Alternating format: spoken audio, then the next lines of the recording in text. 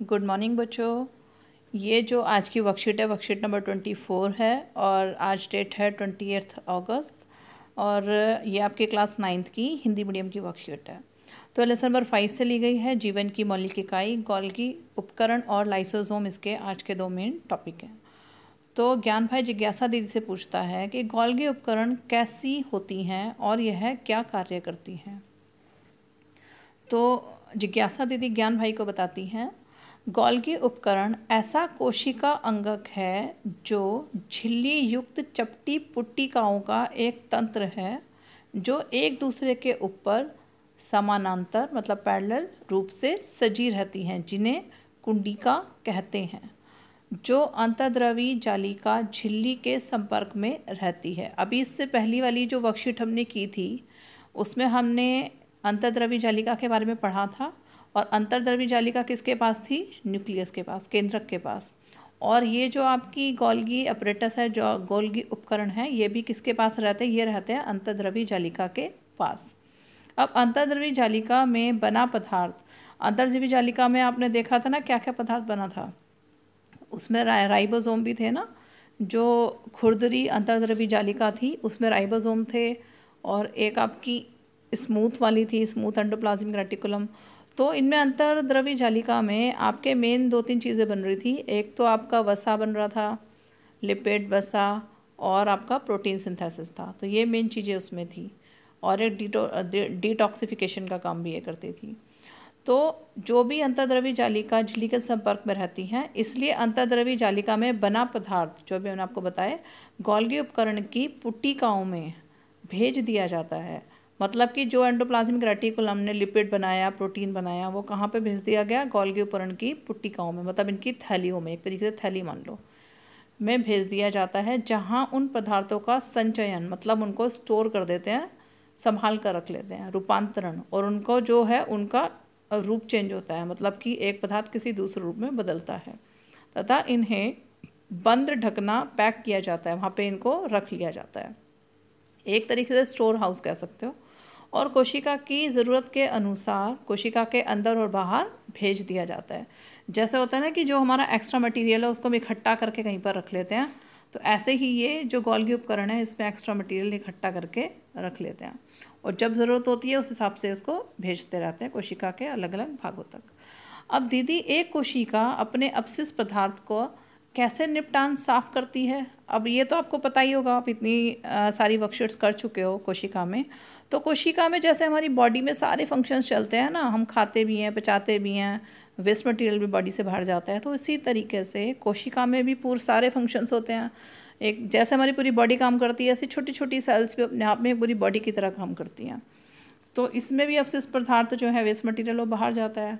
तो ज्ञान भाई जिज्ञासा दीदी से पूछता है, तो जिज्ञासा दीदी बताती हैं, ज्ञान गोल्गी उपकरण बाकी कार्यों के साथ एक कोशिका अंगक का भी निर्माण करती है जिसे लाइसोसोम कहते हैं। अब ये कोशिका अंगक है जिसका नाम है लाइसोसोम, जिसको कौन बनाता है? गोल्गी उपकरण। इन लाइसोसोम में शक्तिशाली पाचक एंजाइम होते हैं, ये ध्यान रखना इम्पोर्टेंट है काफ़ी। तो इन लाइसोसोम में शक्तिशाली पाचक एंजाइम होते हैं जो खुरदरी अंतर्द्रवी जालिका द्वारा बनाए जाते हैं और गोल्गी उपकरण द्वारा लाइसोसोम में पैक कर दिए जाते हैं। तो जो एंजाइम हैं इनको पहली बात तो गोल्गी उपकरण ने बनाए लाइसोसोम, ठीक है, छोटे छोटे गोल गोल होते हैं भी, तो ये बनाए। उसके बाद इसके अंदर उसने क्या किया कि पाचक एंजाइम जो थे वो इसमें इकट्ठे कर दिए।